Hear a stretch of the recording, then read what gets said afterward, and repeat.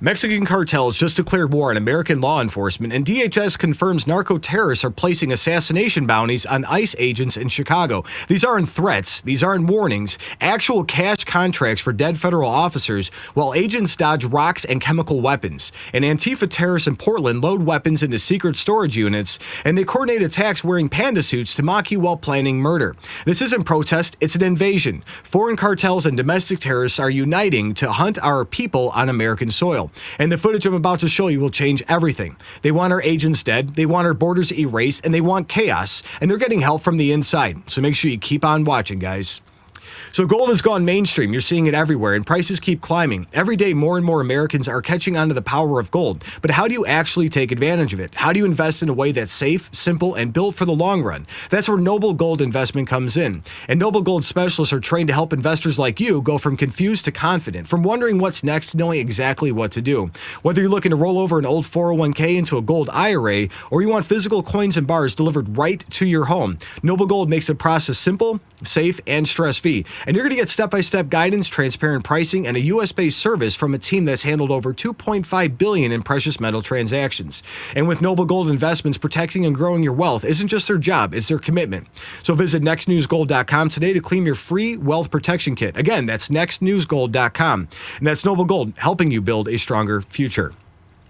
So the Department of Homeland Security just confirmed what we've been reporting, that narco-terrorists in Mexico are working with domestic extremist groups, otherwise known as terrorists, to place bounties worth thousands of dollars on federal immigration officers in Chicago. And let me show you exactly how violent this has become. So here's exclusive footage from Chicago where the leftist mobs are launching their assault on federal agents. And watch as they coordinate their attack, then unleash violence when law enforcement arrives. Take a look.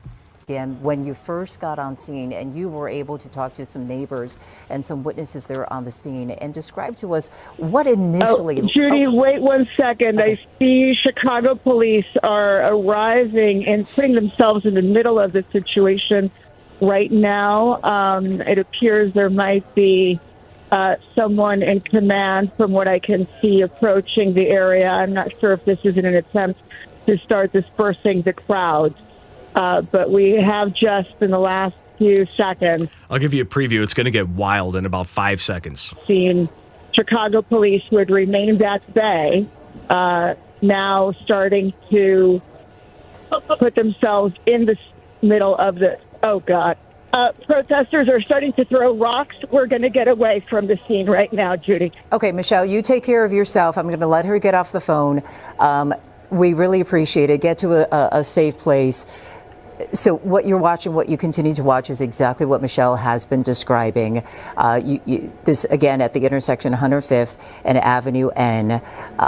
You see how quickly the Chicago Police Department ran away? There's only like 2 guys. The rest of the people kind of just like teetered off into nowhere. Last Michelle said as protesters started throwing rocks, and you can see that there is some chemical being deployed right there at this intersection. Just prior to this, you did see what appeared to be Chicago police officers and some commanders there trying to have some type of a dialogue with the protesters. Can you imagine living inside those houses that's right there? Like there's like 15 residential properties right in that area, and everybody's standing outside in front of your house every day, and you got tear gas coming in. What if you got a new baby living there? These people have no consideration for anybody else in the area. It's disgusting. Protesters there at the intersection, it would seem that they were trying to disperse the crowd and maybe usher them off the street so that the agents could possibly move their vehicles. And it was at that point that Michelle noticed that protesters started throwing rocks, and this is the end result. Earlier, we had heard that there were pepper balls being sprayed into the crowd because someone had thrown eggs, or some neighbors had thrown something at the agents. And now reports of rocks being thrown, and that was coming from Michelle, a reporter right there on the ground. She has now gotten off the phone with us. They're trying to get to a safer place, of course, but we can continue to watch this picture. Fortunately, with Chopper 7 up in the air, we can still continue to monitor what is happening here. Again, if you are just joining us here on stream, this situation has been very tense for the last, maybe about 40 minutes. So that's tear gas being deployed after protesters threw rocks at our federal agents. Michelle, a reporter on the ground, had to flee for safety, and this isn't protest, it's organized violence. But it gets worse. Annie No just exposed Antifa's Portland operation, catching them red-handed, transporting riot supplies to a secret storage facility. And this isn't spontaneous, it's military-style logistics. Take a look. Oh, shit. Thank you for the donation, Kyle. You're awesome.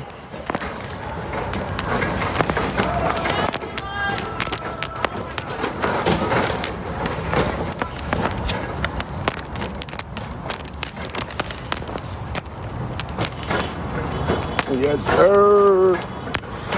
Let's go see where they take it. Look, they're going inside here. Look at this. Looks like it's the same facility where they were hiding the ballots at. They're literally going inside of here. They're literally going inside of this place. What is this place? What is this place? You are not permitted to be here. You are on private property. We need to figure out what this place is. Yeah, get the address and send it over to Cash Patel because they're going to track every one of those people down. I think it's a storage place. Reserved for South Waterfront Storage. Come on, get the license plates. They're right there. So they got a storage in here, you guys. They got a storage in here.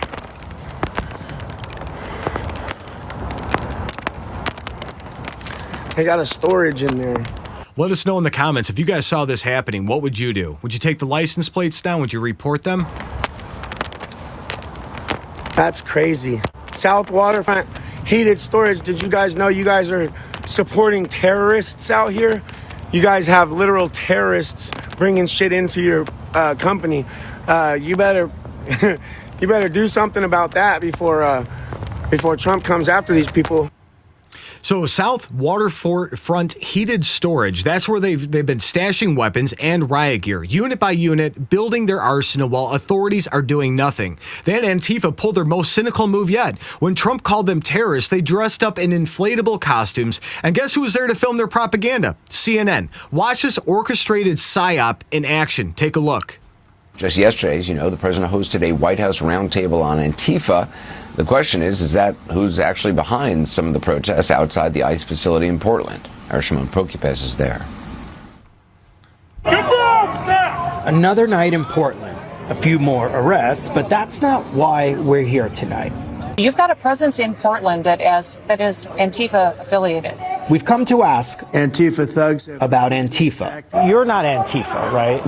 I don't even know what that means anymore because You notice he said he doesn't know what that means anymore. Okay? They know what's going on. They're full of it. Domestic terrorist Antifa. Domestic terrorist Dustin Ragsfeld. Dustin Ragsfeld. Antifa terrorist. He's talking about all those people in inflatable costumes. There are more costumes tonight, right, than there's been. Yeah, I've been hoping for this for months, actually. Dustin Ragsdale is the guy in the panda suit. He's also a Navy vet, lives in the community, and has been here for over 100 days. He says the panda suit is a reaction to this. This network of Antifa is just as sophisticated as MS-13, as TDA, as ISIS, as Hezbollah. Watching the media spin people in blow-up costumes because it's a soft approach. The media's out of there by 8 o'clock at night. When the protests turn violent, the media's nowhere to be seen. And then they air this crap so the rest of the world and the rest of America thinks it's just people in blow-up costumes. Trump's crazy. Hezbollah, as Hamas, as all of them. If Portland is being full-on Portland and it's Comic-Con out here, it's kind of hard to spin that narrative calling us like terrorists and stuff when we're just out here in funny costumes dancing. Dustin Ragsdale, Navy vet turned Antifa terrorist, admits on camera that they wear panda suits to avoid being called what they are, domestic terrorists. And Glenn Beck followed the money trail, and what he found should terrify every American. That's millions of dollars flowing through dark money networks straight to Antifa's war chest. Watch. And then you have this, funding sources. Now this is interesting. Again, who do you write to check to? This is split between nonprofits and foundations, also crowdfunding sources. Now, I already mentioned the Tides Foundation, one of the darkest of the dark left-wing radical money funnels on the planet. You know, who knows all the trails that lead back to Tides? But just for starters, let's look at these. Tides Foundation funds an organization called Alliance for Global Justice. Money from here. They refunnel money to groups like Refuse Fascism. They also give to the National Lawyers Guild, over $1 million from 2018 to 2019 alone. Are you going to write a check for $1 million to a leaderless group that has no organization at all and just say, yeah, you guys know what to do with it? Who knows what to do with it? This is how the radical left-wing money trail operates. It's designed to be opaque. It's designed to be confusing and disappear. But the connections are all there. So why haven't we done anything about it up until now? So the Tides Foundation, Open Society, Alliance for Global Justice, those all sound so nice. And over $1 million in just 2 years to the National Lawyers Guild alone. This is organized, funded terrorism. Watch again. Okay, up next, who else but George Soros' spooky dudes, Open Society Foundation. They also fund the Alliance for Global Justice. They also are with the Antifa support groups. The charitable funding sources are legion for just that one. Then you have Fidelity Investments. Where do you have your money invested? Fidelity Investments Charitable Gift Fund. They donate to the National Lawyers Guild. Also, Schwab Charitable Fund. Boy, if I had my money in Schwab, or Fidelity, I don't know if I would have it. They're giving to the people who are supporting these people. I mean, I could go on, and we haven't even gotten to the crowdfunding platforms. You have ActBlue and Patreon. You have Fundraiser, the Action Network. Then you have book sales. Book sales? Oh yeah, book sales like the college professor that produced the Antifa handbook. Look, I'm not accusing anyone here. I'm just saying this is pretty much off the top of my head. I'm just showing the connections that have a very strong odor attached to them. And I've followed these people long enough to know this is the way it works. I wonder how many people who actually have money in Fidelity or Schwab are going to keep the money in there after this news breaks. And don't forget about ActBlue. Your investment firms and donation platforms are funding domestic terrorism. Book sales from the Antifa handbooks. This is an industry of violence. And the media's response? They're completely denying it. Watch this montage of talking heads claiming Antifa doesn't even exist while cities are burning behind them. Take a look.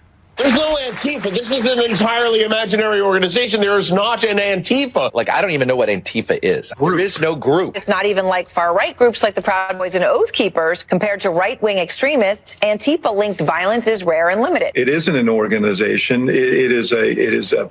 She said it was rare and limited. They caused $4.3 billion in property damage over the course of a couple years. Remember the Summer of Love when half the cities in the country were burning because Antifa was out rioting? In many ways, mythology. It's not like the Proud Boys or the Oath Keepers, sort of defined terrorist organizations with leadership that leads violence. It's not a highly organized movement. It's a moniker. It's not a unified group like the Proud Boys. They used to be unified and going after anti-fascists back in the 1940s when there was real ones out there, not Trump and his people that are running the government right now. Things like Antifa are things that are thought up. It's all in this guise of going after Antifa, which is nothing. There's no organization called Antifa. Nobody's a member of Antifa because it doesn't exist. They are just declaring into existence something that doesn't exist. There is no Antifa organization, so maybe that's good for social media, but it really is non-existent. They exist on the internet in chat rooms and in 4chan and Discord and places like that where they run discussion boards, trade tactics, documents. That's the same place that Charlie Kirk's person was at. Things like that. But none of them are called Antifa. So they keep saying that there is no Antifa. As they say, that's the same time as federal agents are dodging rocks and chemical weapons. It's a mythology that they're claiming while bounties are being placed on law enforcement heads. And Marjorie Taylor Greene just introduced legislation to codify Trump's executive order designating Antifa as a domestic terrorist organization, and no future president can undo it with a pen stroke. Take a look. Antifa has been allowed to flourish in this country for far too many years. The Department of Justice needs to investigate that organization, investigate those that fund it, and they need to disband it and prosecute. This is a group that is focused on anarchy and has consistently attacked the government and attacked law enforcement. So I think that's something extremely serious, and they should be very aggressive in pursuing it. Everyone loves safety. Everyone loves when crime is reduced. And this isn't an argument among basically the common sense 80% of Americans. Margie Green just said everybody hates, doesn't like crime. They don't like violence. The Democrats love crime and they love violence and they love watching their cities burn because that keeps people in their pocket so they can keep voting for the Democrat machine. Americans. So it's only controversial with 20% of the radical left that love lawlessness, love open borders, and want to continue to degrade our American way of life, really. Okay, 80% of Americans see this as common sense, and the other 20% are the radical left who want chaos to continue. And here's a smoking gun. A U-Haul arrives at Portland's ICE facility, delivering equipment and supplies to protesters. This isn't grassroots. This is coordinated insurrection. Watch. I'm here in Portland right now, and it looks like Antifa, the protesters here, have had a shipment dropped off in a U-Haul right here. They're saying it's all the stuff that's been taken away from rapid response and from people since they've been out here. So there's a whole U-Haul full of stuff that's been getting dropped off right now of all of the equipment from the past few months of their protest. You have all this stuff that's getting dropped off right here. You have all of the inflatables as well that the people have been protesting in. A little strange. They have a U-Haul shipment full of all of the stuff that's Okay, you guys see the inflatables that are there? If you guys saw those inflatables, let us know in the comments. But they are sitting there with the inflatables on the rack so people can go in and change the perspective. Somebody is funding this and they're planning it. They saw the dude in the frog suit get sprayed with the pepper spray. They said, hey, that did really good on camera. That got a lot of views. Now they're jumping on this to change the narrative again. The Democrats are scumbags for what they do and how deep they think. And people are so stupid that they're buying into this. Been taken away. So stuff's been coming in. There's still protesters out right now. It's like 4 p.m. right now, I believe. And the protesters are starting to show up here to the ICE facility in Portland. So 4 p.m. on a weekday, and they're getting deliveries of protest equipment. And what's in those boxes? We know from their secret storage unit, like weapons, shields, and chemical agents. So if you got value from this report, tap subscribe. My final thought is next. So they put prices on American heads, and Mexican cartels and Antifa are working together to assassinate federal agents. This is an act of war. While they dress in costumes to gaslight America, they're building weapon caches, coordinating with narco-terrorists, and planning executions. And Glenn Beck exposed the money, millions from Soros flowing through dark networks. And every inflatable costume hides a terrorist, and every peaceful protest masks an assassination plot. And in Chicago, agents can't go home without checking for cartel hitmen. Portland officers face chemical weapons from protesters who store military supplies in heated units. The media says Antifa doesn't exist, while bounties get collected on American blood. And Marjorie Taylor Greene's legislation will brand them for what they are, terrorists. No more games and no more denials. So here's my question for you guys. Should coordinating with foreign cartels to kill Americans agents be punishable by death? Let me know yes or no in the comments. And again, this is war, and they fired first. It's time to finish it. So get our merch and pick a side.